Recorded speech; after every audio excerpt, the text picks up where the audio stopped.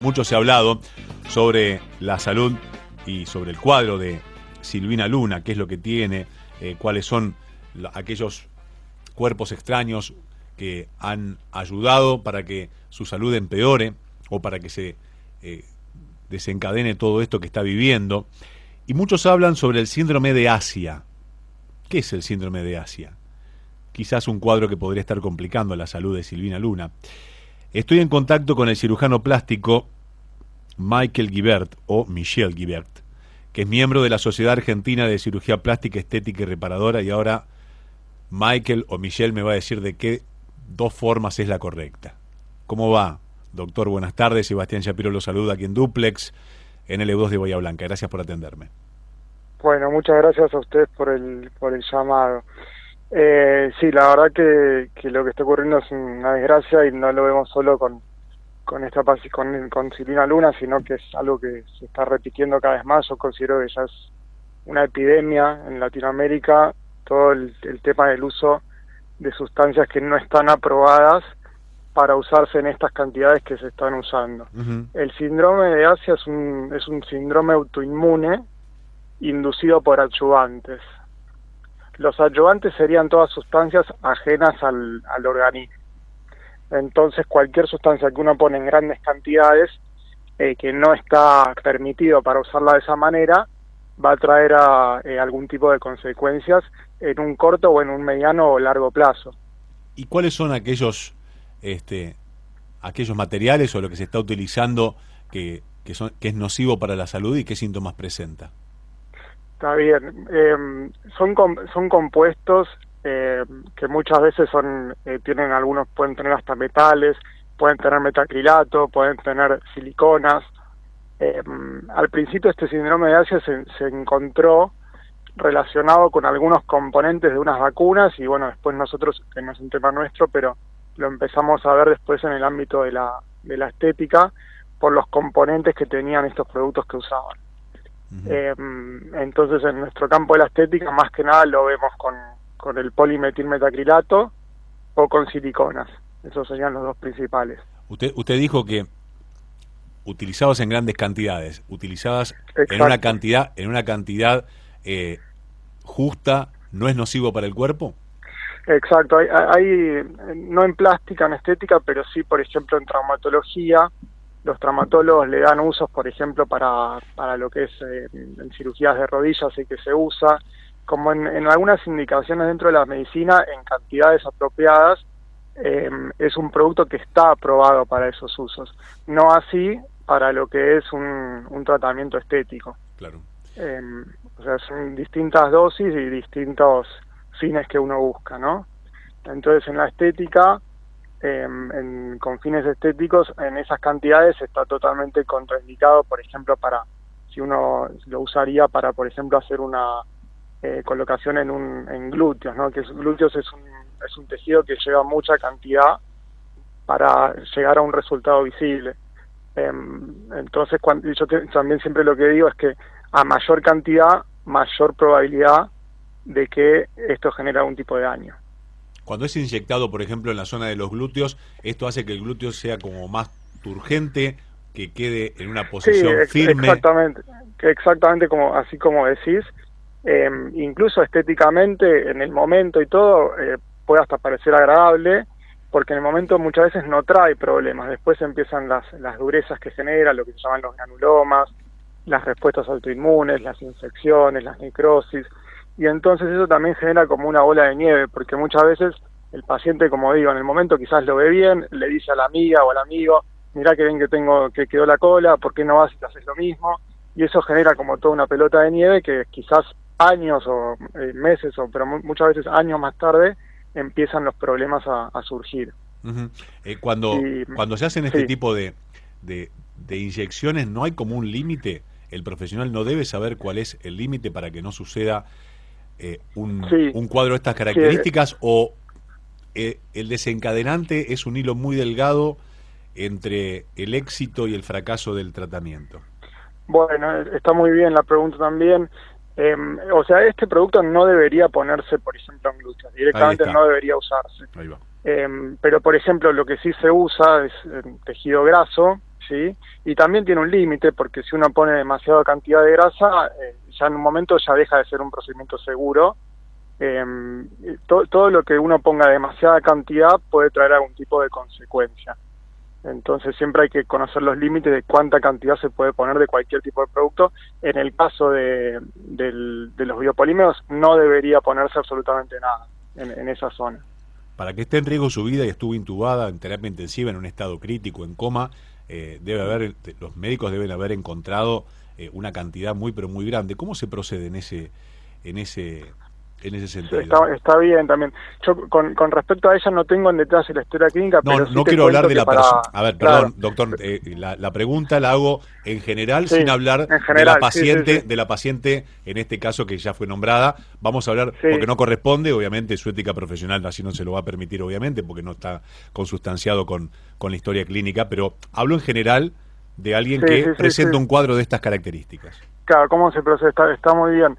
Que es algo también que es importante que el paciente idealmente lo conozca antes de arriesgar su vida y tomar y colocar estos productos, ¿no? El producto muy difícilmente, te diría casi imposiblemente, se puede extraer el 100%. ¿Por qué? Porque el producto, sobre todo en grandes cantidades, empieza a pasar por tejidos que son tejidos muy nobles que no podemos sacar. Por ejemplo, algún vaso grande, si alguna arteria, algún vaso grande que queda muy pegado al producto, entonces uno no podría sacar ese vaso porque ya estaría poniendo en riesgo la vida del paciente. Entonces va a haber parte del producto que seguramente no hayamos podido sacar. Entonces no es que uno puede sacar el 100% como si con por ejemplo, ácido hialurónico, que es un producto que sí se usa para fines estéticos, ¿no? Que eso se saca del todo, ¿no? ¿Y cómo se saca? Los biopolímeros, ¿te referís? Sí. Bueno, eso se hace en cirugías, que según la zona donde esté ubicado, uno trata de encontrar la incisión más chica y más estética acorde para llegar a la zona donde está ubicado y extraer la mayor cantidad de producto que se pueda. Que como te digo, la mayoría de las veces no es el 100% esa cantidad. Podés sacar quizás un 100% cuando está colocado en los labios, por ejemplo, que es un tejido más chico en cantidad, entonces ahí a veces podés sacar el todo, pero en el glúteo te diría que es imposible poder sacarlo entero, ¿no? Tal cual. Es una desgracia. Cuando se encuentra un paciente con estas características y con este exceso de material, ¿cuáles son las consecuencias post alta y los cuidados? Muy bien. Sí, o sea, el paciente tiene que saber que este problema, por desgracia, lo va a acompañar el resto de la vida. Entonces, cuanto más joven es el paciente, más nos preocupamos, porque tiene más años de vida por delante para vivir con este problema. Entonces tiene muchas más posibilidades de que a la larga o a la corta le empiece a traer consecuencias. Entonces, cuanto más joven el paciente, más todavía tenemos que preocuparnos para tratarlo. ¿Cuáles son estas consecuencias que traen de por vida? Sí, o sea, la realidad, el paciente muchas veces tiene que tener para lo que es síndrome de Asia, tiene que tener una predisposición genética para desarrollarlo. Pacientes que quizás tienen biopolímeros y viven toda la vida con eso sin un problema, pero ya cuando hay una predisposición, que eso no lo podemos saber de antemano, puede generar un síndrome de Asia. Igualmente, aunque sea síndrome de Asia o no, el biopolímero en sí puede traer un montón de otras consecuencias aisladas. O sea, no necesariamente un síndrome de Asia. No sé si me explico. Sí, sí, tal cual. ¿Y cuáles son los efectos comunes que no, por claro, ejemplo, independientemente? Lo más común es que, lo más común es que haga, por ejemplo, una infección, ¿sí?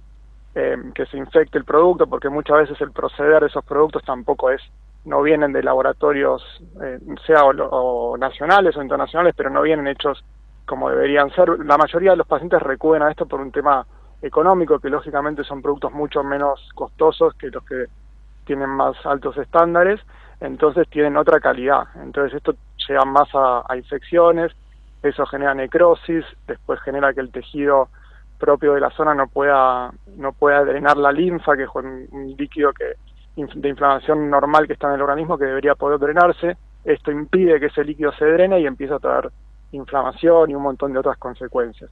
Y ya cuando es más severo llega lo que es un síndrome de Asia, que ahí tendremos que tener una predisposición genética para poder desarrollarlo. Cuando hablamos de vivir con esto de por vida, Sí. ¿se viven con infecciones, con tratamientos? ¿Qué Sí, secuelas quedan? Es un camino que trae distintos tipos de complicaciones y puede llegar a alterar lo que son los órganos más nobles, como por ejemplo el corazón, los riñones, los pulmones. O sea, puede ir migrando a distintos órganos, trayendo distintos tipos de problemas, porque el organismo está todo muy ligado.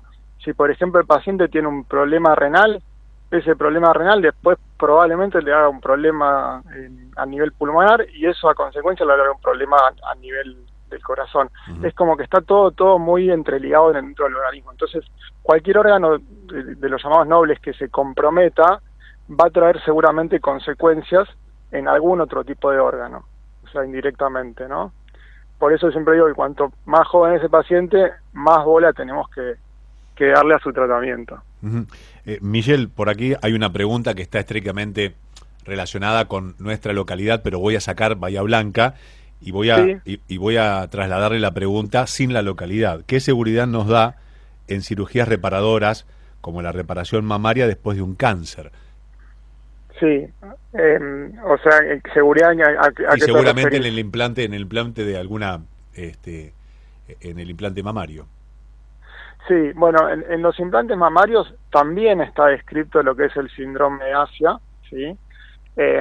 O sea, siempre por eso hay que ver la marca del implante, de dónde viene ese implante. Sí, los implantes que uno coloca o debería colocar son implantes aprobados para la colocación, que tienen aprobación de ANMAT. Te diría que todos o casi todos tienen aprobación también o de FDA, que es el regulador estadounidense, o de CE, que es el de la Comunidad Europea. Entonces, y cada vez los hacen de una forma más tecnológica para ir mejorando e ir reduciendo esa incidencia. Uh-huh. El tema de los implantes mamarios es que si llegan a generar un problema como un síndrome de Asia, es algo mucho más sencillo de extraerlos por completo, porque eso tiene como una cápsula que uno puede sacar el 100% de ese implante mamario, ¿no? Yendo a los implantes mamarios, Michelle, cuando ¿Michelle o Michael? Michael. Acá tengo, como el apellido es Guibert, pensé que era francés. Parece como de Francia, sí, es cierto. Michael, sí. Cuando se hace un implante mamario y el profesional se da cuenta que está para cambiarlo, o sea, el profesional se da cuenta que está para cambiar el material después, no sé si de cierto tiempo o porque ya el paciente viene con alguna molestia. Está muy bien.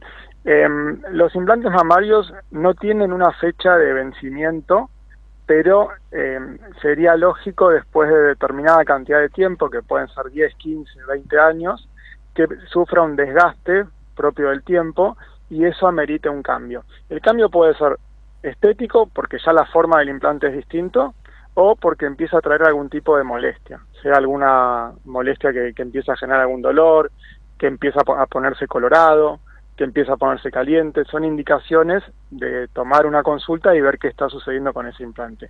Mientras no genere ningún tipo de estos inconvenientes, no hay necesidad de estar cambiándolos por un tema de tiempo. Ahí está.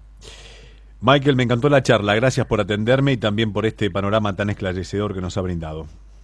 Bueno, Sebastián, todo un gusto, y para lo que necesiten pueden contar conmigo. Va a ser un placer. El cirujano plástico Michael Guibert, miembro de la Sociedad Argentina de Cirugía Plástica, Estética y Reparadora, hablando justamente sobre este síndrome de Asia, el cuadro que podría estar complicando la salud de esta artista que ha sufrido tantas complicaciones en su salud a raíz de la inyección de agentes externos que han hecho mella en su cuerpo y en su salud.